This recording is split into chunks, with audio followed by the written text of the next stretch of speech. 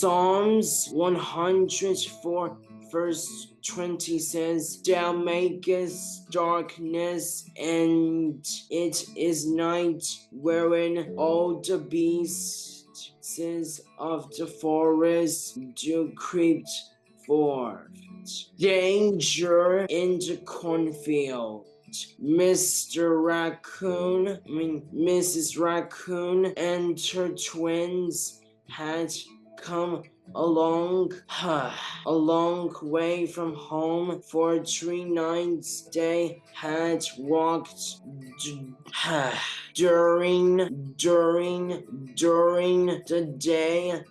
That they had slept in many different nests along the way. Rickety and Rackety had been surprised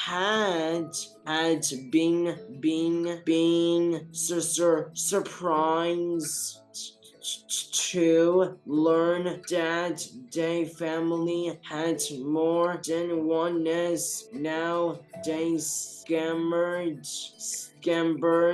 happily along in the darkness with the mother. They found they were near the end of the trip, for the trees were thinning out. Suddenly they came out on a quiet, dark hilltop where they could look out over the countryside. The twins did not know why they had come so far from home, but their mother knew what she was doing. There was danger in this adventure, but she had determined to get some milky white corn. Of all the many things raccoons eat, nothing tastes so delicious as fresh corn on the cob. So a farmer's cornfield is a wonderful place to spend a night. That is why Mother Raccoon had traveled so far from home. Ricky and Racky could not see the farmhouse or the barn standing on the other side of the field of corn. Mrs. Raccoon could not see them either, but she knew they were there. She knew too that houses and barns and fields of corn meant other things like dogs and men and guns. So now Miss Raccoon moved along very quietly toward the cornfield. She stayed close to the stone walls, climbing over those in their path. Slowly, they neared the cornfield. Ricky and Racky began to smell something wonderful. They eagerly followed their mother toward that smell. At last, the tall stalks stretched above them. They had reached the cornfield. Mrs. Raccoon began to climb a stalk as she would climb a tree. Soon the stalk could bear her weight no longer. It fell over. Their mother fell with it, but she was not hurt, for it was not far to the ground. Then she pulled back the green husk from an ear of corn, and Ricky and Racky dug their little teeth into the milky white corn. Never had they eaten anything so delicious. They ate all around the ears from end to end. The twins soon learned to husk the corn themselves. Sometimes when they pulled back the husk and took a bite or two, they found that the corn was not ripe. Then they went on to another ear. In that way, they spoiled more ears than they ate. Dozens of corn stalks soon lay flat on the ground, with their ears torn open and chewed on. The 3 raccoons stayed in the field until the blackness of night began to fade into gray. Morning was coming, so Mrs. Raccoon headed for the woods. The little ones, full of corn, slowly waddled after her. As Racky climbed over the stone wall, a stone rolled loose and rattled to the ground. Suddenly a dog barked. The farmer's dog had heard the rolling stone. Mrs. Raccoon began to run so fast that the twins could hardly keep up with her. For the first time in their little lives, Ricky and Racky knew the meaning of terror. At the edge of the cornfield, the dog picked up their trail. His bark became more eager and excited as he got nearer and nearer. There was only one thing for Miss Raccoon to do. She led the way to a tree and pushed the twins up the trunk. They scrambled in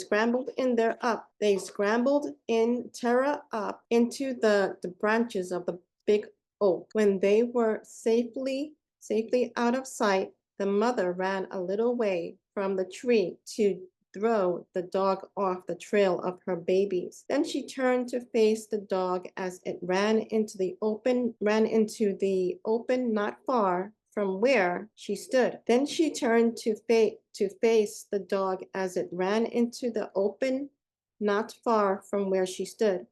The dog stopped in his tracks.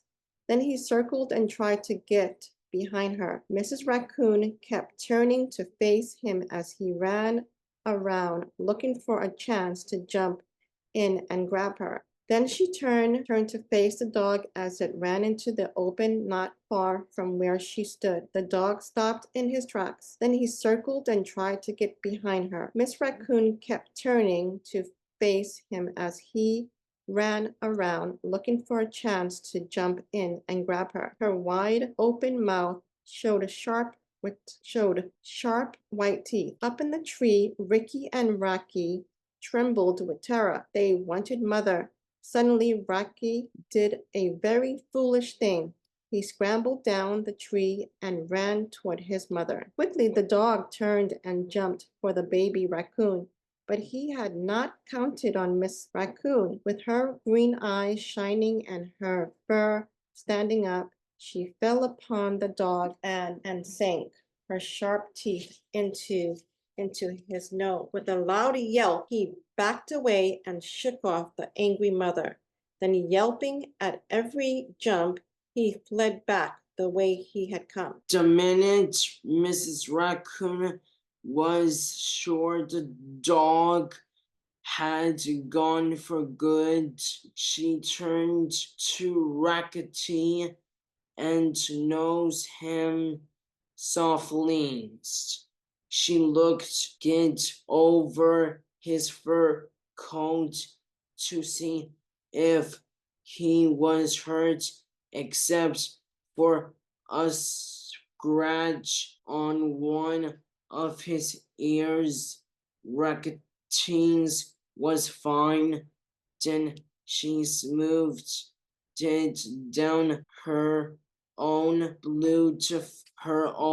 beautiful fur. Racketeens came scrambling down the tree and ran to his mother and new brother, touching each of them with his little black nose to make sure they are we're all right.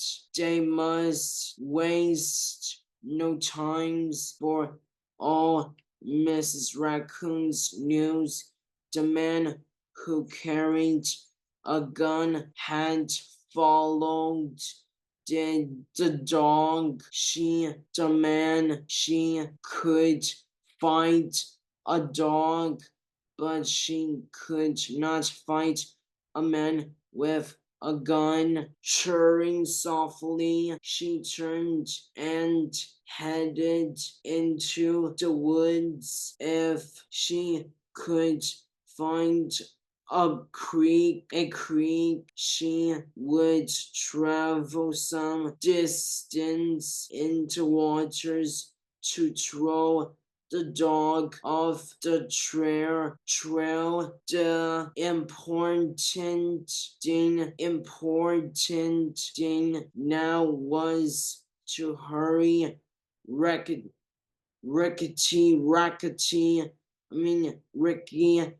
and Rocky scrambled after their mother as fast as their short little legs could go on and on they went. Now,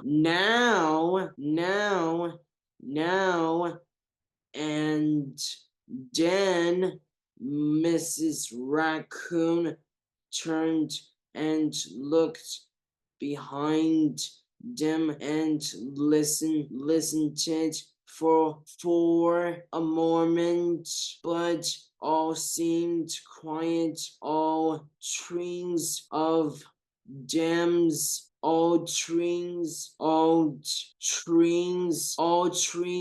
of dams would be glad.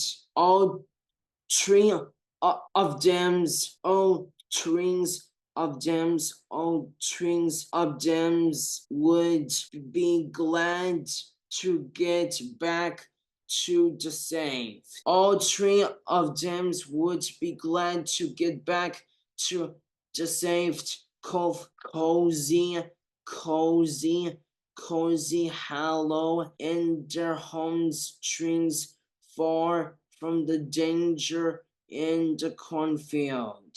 From Jane Tompkins.